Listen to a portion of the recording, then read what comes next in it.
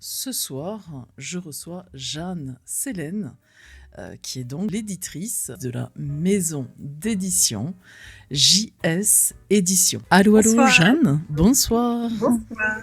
Mais attends, j'ai une petite surprise. J'ai une petite chanson d'anniversaire pour toi. Alors tu ne l'entends pas malheureusement sur le Discord, mais tu pourras éventuellement réécouter. Puisque, alors c'est pas aujourd'hui, mais c'était hier, tu as fêté ton anniversaire, oui, c'était hier, plus. tout à fait. Donc, bon anniversaire à toi. Merci beaucoup. Ah, qu'est-ce que ça fait de rentrer dans une nouvelle dizaine? Ma foi, ça fait un peu bizarre dans le sens où j'ai pas l'impression d'avoir tant changé que ça, mais les années passent malgré tout. Et pour tout le monde.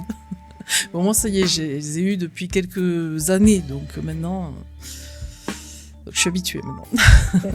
On te souhaite joyeux anniversaire sur le chat. C'est très gentil, merci. Merci beaucoup. Merci à tout le monde. Alors ce soir, on va parler un petit peu de toi, tu vas te présenter. Comme je disais, après on va présenter aussi ta maison d'édition. Comment il y a eu peut-être cette création, depuis quand, etc. On va présenter aussi les auteurs que tu abrites sous ta petite aile. Et puis, je sais pas, après on verra s'il y a des questions aussi en fonction. On avisera en même temps. Merci pour le nouveau follow, c'est très gentil Manon Ségur, bonsoir à toi. Donc gros merci beaucoup à tout le monde. Alors on va couper la petite chanson d'anniversaire. C'était le petit bonus.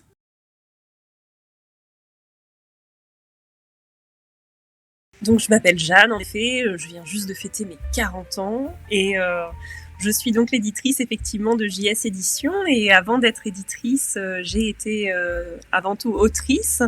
Et puis avant ça, dans une autre vie, j'ai été orthophoniste, mais c'est quelque chose que j'ai laissé de côté pour me consacrer pleinement à l'édition. Je suis autrice avant d'être orthophoniste. J'ai commencé à écrire quand j'étais adolescente et j'ai terminé mon premier roman, j'avais 16 ans. C'est comme ça que je suis rentrée en fait dans le monde éditorial, c'est par l'auto-édition. Donc, j'ai trouvé une correctrice. Et puis, j'ai fait corriger mon roman, et puis voilà, j'ai sorti mon roman en auto-édition.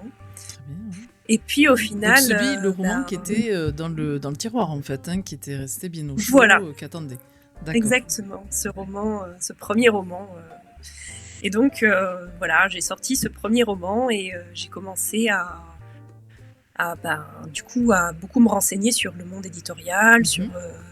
qu'est-ce qui se faisait en termes de mise en page, etc. Comment ça se passait. Puis je me suis renseignée pour faire des séances de dédicaces, des salons. Enfin bref, petit à petit, j'ai mis un pied dans le monde de l'édition. Et puis en fait, ça m'a vraiment beaucoup plu. C'est-à-dire que j'ai continué. Donc j'ai continué, je me suis remis à écrire. Je me suis remis à me renseigner de plus en plus sur l'édition, etc. Et j'ai commencé à publier régulièrement des livres, etc. À publier le deuxième roman que j'avais écrit, et puis à en écrire d'autres, etc. Et puis sur ça, je suis devenue maman. Et puis j'ai trouvé que par rapport au choix de vie que je faisais en tant que maman, j'avais pas énormément de livres jeunesse qui correspondaient à mes choix de vie. Donc il faut savoir que j'ai fait des choix un peu, on va dire, hors normes. Enfin, j'ai fait le choix d'accoucher chez moi, j'ai pratiqué ce qu'on appelle l'hygiène naturelle infantile, c'est-à-dire que je mettais pas de couche à mes enfants, et je repérais les signaux pour leur proposer de faire pipi un endroit pratique, en fait, plutôt que sur eux. Donc voilà, donc je faisais plein de choix un peu particuliers. En plus, j'étais végétalienne. Enfin bref, tout ça faisait que... On a plein de points communs, finalement. Tout ça faisait que je ne trouvais pas beaucoup d'albums jeunesse qui te correspondaient, en fait. Correspondaient à ma famille. Et donc là, je me suis dit, après tout, pourquoi pas faire les tiens, simplement finalement. Les faire.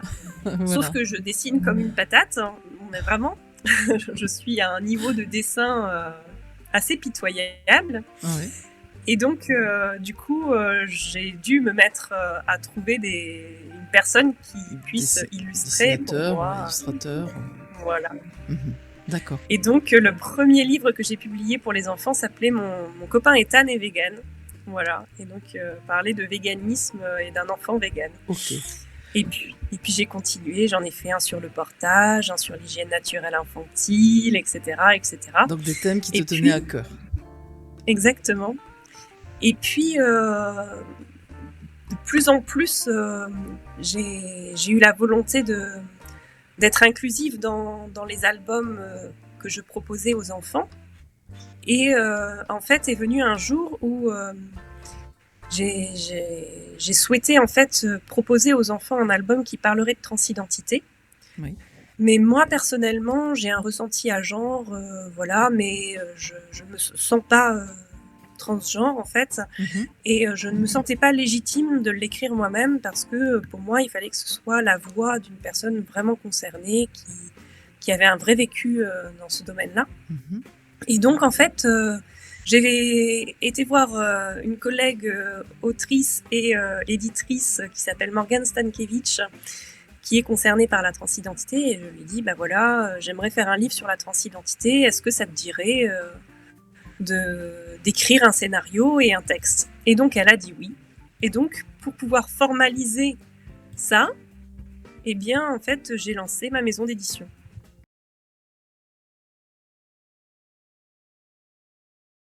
Alors depuis combien de temps du coup maintenant la maison JS Édition existe, hein? Tu l'as créée depuis combien de temps? Alors je l'ai mise en œuvre, on va dire, en 2020, mais la première publication est arrivée en 2021.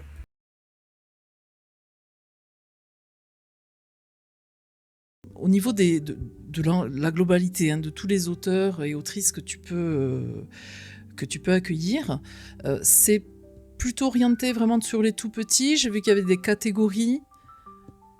Ça va jusqu'à quel âge? C'est plutôt un public ciblé plus jeune?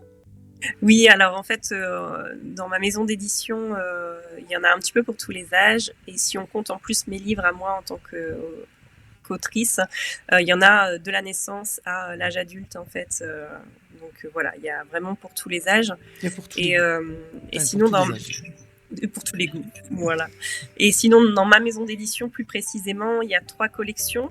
Il y a une collection d'ouvrages graphiques qui souvent est composée d'ouvrages pour les plus jeunes, même si j'ai aussi un recueil de poèmes pour les adultes qui est illustré, mais sinon j'ai de l'album jeunesse et de la BD principalement et du roman jeunesse. Après, j'ai une collection de romances. Pour le moment, ce sont plus des romances young adult, new adult que j'ai, mais il va y avoir aussi une romance adulte qui va paraître. Ça marche bien, la romance. Et puis, ça bat son plein. Oui. Et puis sinon, j'ai une collection d'imaginaire, et dans cette collection d'imaginaire, j'ai aussi bien du ado young adulte que du adulte vraiment adulte.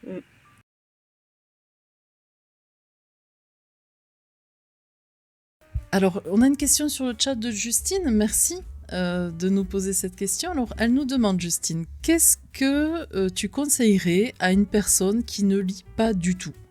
Alors, ça dépend, Justine, peut-être aussi de l'âge, forcément, de la personne en question. On pourrait commencer par une personne adulte qui ne lit pas du tout. Dans ma maison d'édition, moi, je pourrais lui conseiller Urbex, fantôme et drôle d'enquête. C'est un roman qui est assez court et qui a un ton assez direct et qui a pas mal d'humour. En fait, c'est assez amusant. Moi, je le classe dans le cozy mystery fantastique. Donc, cozy mystery, c'est les enquêtes, mais les enquêtes un peu drôles, pas trop thriller, violent, sombre.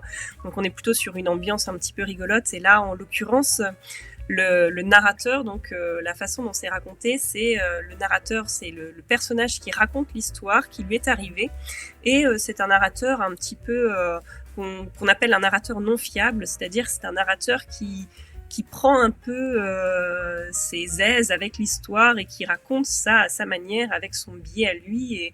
Et en fait, c'est assez drôle parce que justement, ça crée un décalage. Et donc, il va raconter qu'il était tranquillement en train de faire de l'urbex.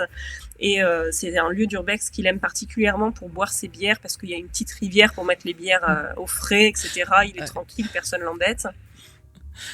Oui.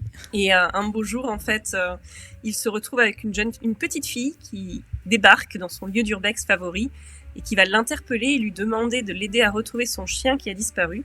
Sauf que cette petite fille, il se trouve que c'est un fantôme, elle vient de se faire assassiner et il va se retrouver mêlé au meurtre de cette fillette. Et c'est un D'accord. roman qui est à la fois drôle, plein d'émotions, et puis avec un côté un peu de suspense parce qu'il y a quand même l'enquête à résoudre. Mhm. Bah, ça a l'air pas mal du tout. Moi, en tout cas, ça m'intéresserait pas mal. Ça a l'air marrant, tout en étant voilà, assez actuel aussi, l'urbex, tout ça. Donc, assez sympa, je trouve.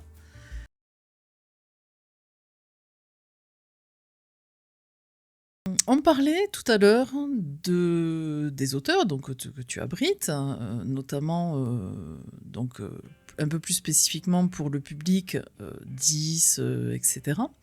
Il y a aussi une grosse catégorie dans ta maison d'édition pour les minorités. Est-ce que tu peux nous en dire un petit peu plus ? Alors c'est vrai que le cœur de ma maison d'édition, c'est vraiment de publier des ouvrages dans lesquels les personnages sont au moins en partie issus d'une communauté minorisée, mais sans forcément que ce soit le thème du livre, simplement pour le droit d'exister dans la fiction, pour que chacun puisse se sentir représenté et exister dans la fiction en c'est fait. ton thème central, ça, les personnes, Voilà, ça c'est vraiment ma personnages ligne. du moins, mais issus de communautés minorisées. C'est vraiment ma ligne éditoriale, ça. Et donc, effectivement, parmi ces communautés minorisées, il va y avoir beaucoup de représentation queer, donc LGBTQIA+, et puis aussi de la représentation de personnes handicapées ou de personnes racisées.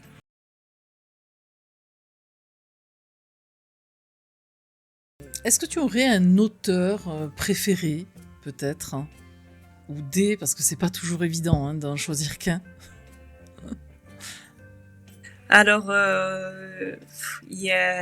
j'ai énormément aimé Guy Gabriel Kay, qui est un auteur de fantasy historique principalement. Donc, j'ai vraiment beaucoup aimé les textes de Guy Gabriel Kay quand j'étais adolescente.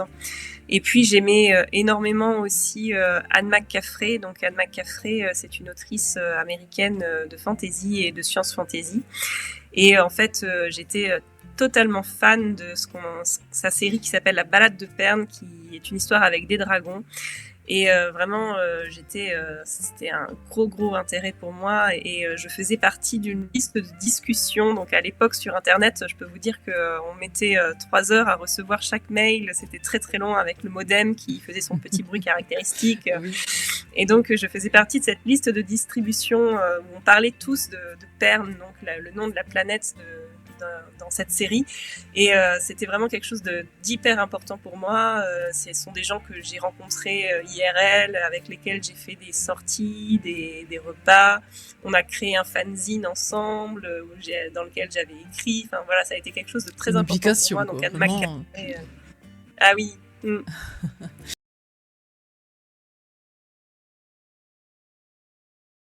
Je peux éventuellement juste évoquer une publication qui sera pour l'année prochaine, en fait, qui est vraiment assez révélatrice, en fait, de cet aspect d'inclusivité. En fait, c'est l'année prochaine, je sors un album jeunesse qui est écrit par un autrice qui est concerné par l'autisme.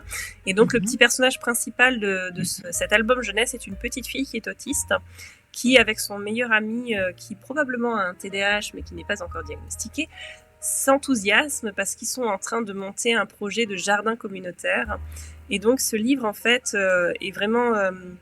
pour moi, l'image même de ce que j'essaye de faire avec ma maison d'édition, parce que on a ces petits personnages qui sont chacun avec des particularités, avec une personnalité qui est propre, qui est pas la norme. Et puis on a cette petite fille qui a 2 papas, etc. Et puis ce livre-là, en fait, on l'a conçu pour qu'il soit mis en page et écrit pour être lisible par les personnes avec des troubles 10. Mais on a aussi en fait prévu de créer une version audio, donc avec Magali Lange qui va lire le texte pour qu'il y ait cette version audio pour les personnes qui ne peuvent pas lire. Et aussi, ce qui est important pour moi, c'est qu'il va exister sur ce livre-là une traduction en langue des signes française avec une vidéo dans langue des signes française pour signer le livre pour toutes ces personnes qui n'ont pas un accès au français facile et pour qui la langue des signes française est la langue maternelle.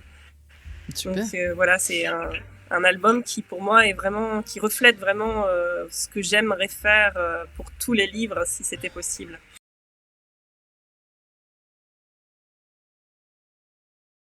Oui, c'est vrai qu'on n'a pas parlé de Barbouille, mais non. Oh là là.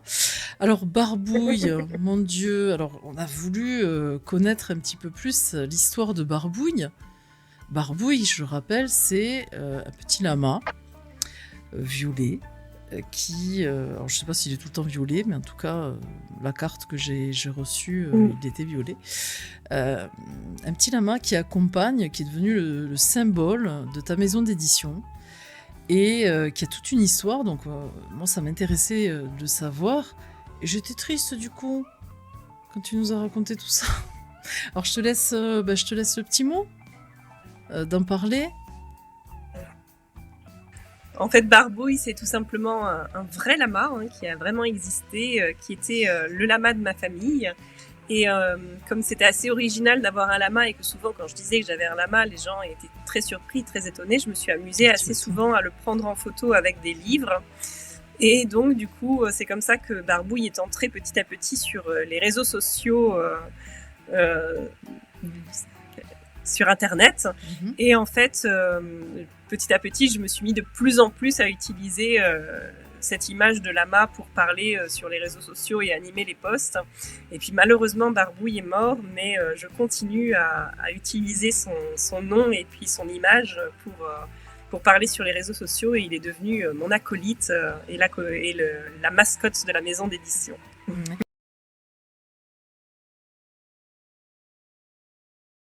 Je voulais finir sur ça en disant que finalement ce côté que tu as, que tu nous montres là envers, moi je dis toujours envers les animaux, ça se ressent justement, cette humanité que tu as dans ta maison d'édition. Je pense que vraiment, c'est pour ça que j'ai aussi bien accroché, parce que, alors je l'ai dit déjà, mais je le redis encore, je ne suis absolument pas rémunérée pour faire cette publicité, pour montrer ton livre, enfin, les livres, service presse, etc.